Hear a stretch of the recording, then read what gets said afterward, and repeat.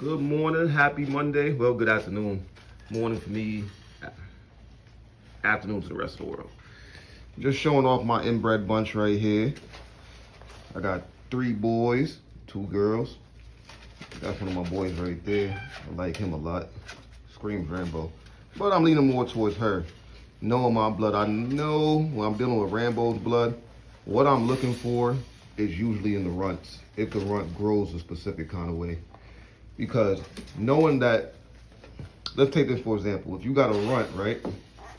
And when you're looking at the runt, as you're watching it grow, that's why it's so important to take your time before selling these puppies all the time. You may pick up and notice that the runt is starting to catch up with the other dogs, meaning it's growing at a more accelerated rate. And if it's growing more at an accelerated rate, it definitely has a chance and opportunity to become one of the better looking dogs in the situation, one of the bigger dogs in the situation.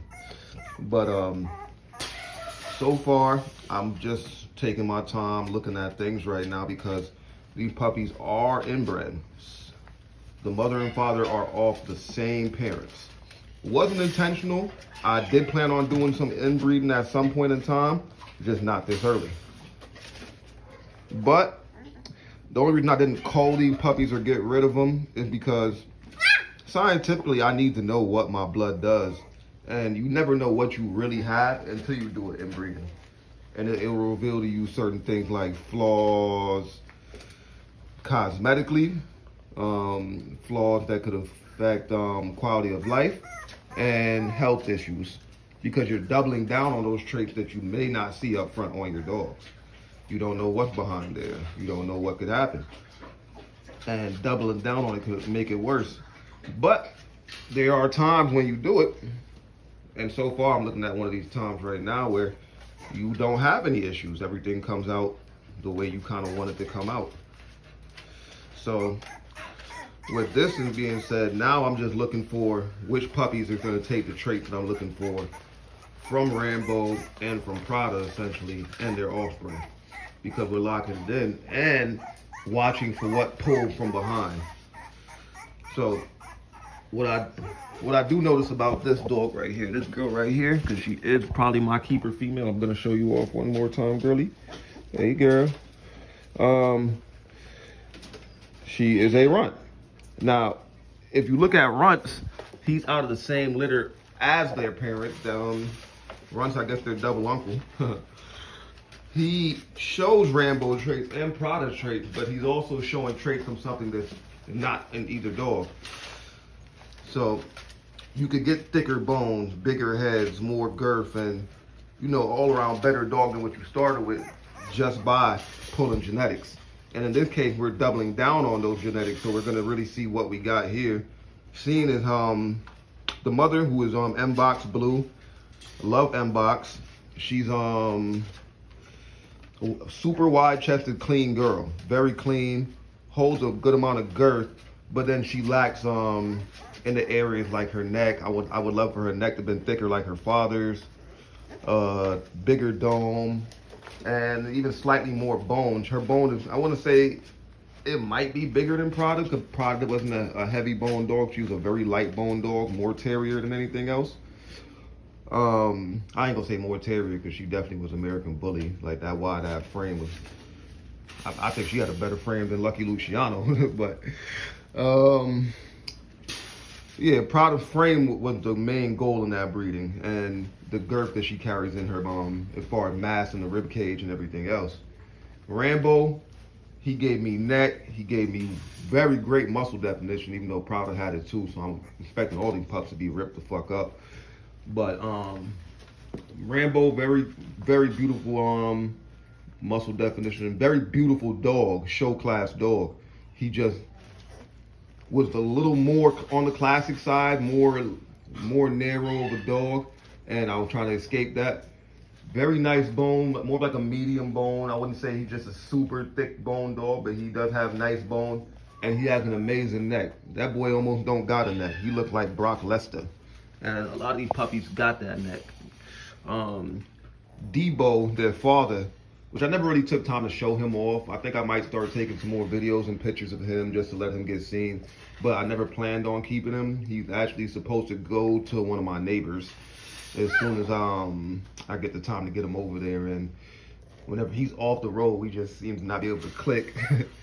But Debo definitely has that neck. He looked like Rambo with a wider chest, which was initially what I was going into breeding looking for. But then when I got Runts out of the situation, I was like, well, Runts is above and beyond what I'm asking for. He's everything that I was looking for and a little bit more that I wasn't looking for out of that breeding anyway. But I was indeed looking for it. So we're going to take Michael Jordan and know it, you know, the best dog out the breeding and go forward. She's giving me a lot of thoughts of Runts. She's reminding me a lot of Runts. He potentially can remind me of Runts because he somewhat is a Runt too. But like I said, Rambo blood, I'm very familiar with it. A lot of times, sometimes I could just get a better version of him. So, pardon me. This guy here in blue. But he's a very beautiful dog. I want to say he's almost lilac, but he looks blue to me. So he looks blue, but he looks lilac at the same time, more like an Isabella. Very beautiful boy. Good boy. And you know, we're going forward. And I would have entertained keeping a boy, but I got enough males, and I got enough males I'm gonna have to produce off of Mocha, where I think my best bet is leaning more towards females. But I hope a lot of this information could help. Also, just on another opposite topic, because we're on the puppies right now. They are currently eating mush, but I still have them on their mother. And the reason being is I actually learned that it's actually better to keep them on the mother until they're like 8 weeks old, till it's almost ready, pretty much time for them to go, right? And it's because, well, one, you're weaning them. Weaning doesn't necessarily mean go cold turkey, which I have done before. Took them straight off the titty around 3 or 4 weeks and went straight to mush. But on my last litter, I had better results by doing both. It's actually good, so they're not missing any essential vitamins that they may need for their growth, because they're still in a growth phase. And I really just don't want them to not to grow to their best potential, that's all. So, you know, what I learned from a few older people is they keep their puppies on the titty until like 8 weeks. Not as much as they would have when the puppies first came, but they'll start to draw back on it as it gets closer to the 8-week mark, and the puppies are more adapted to eating the mush, which essentially for me is just canned food, a little bit of milk replacement, or goat's milk. Goat's milk one works wonders too, and it's great for their stomach. And a little bit of just a little bit of water. Let it wet up with the kettle, and hey, you're good to go at that point. What's up, little guy? So, you know, thanks for tuning in. I hope you guys find this a little bit interesting. If you guys wanted to have more questions about inbreeding, let me know in the comments, and I could definitely do another video and go a little bit more in depth about inbreeding and the benefits and the cons to actually doing the pros and the cons, my bad. The pros and cons of actually doing it. Thank you for tapping in. This is Corey, Brick House Bulls. We built this shit brick by brick. Fuck you mean.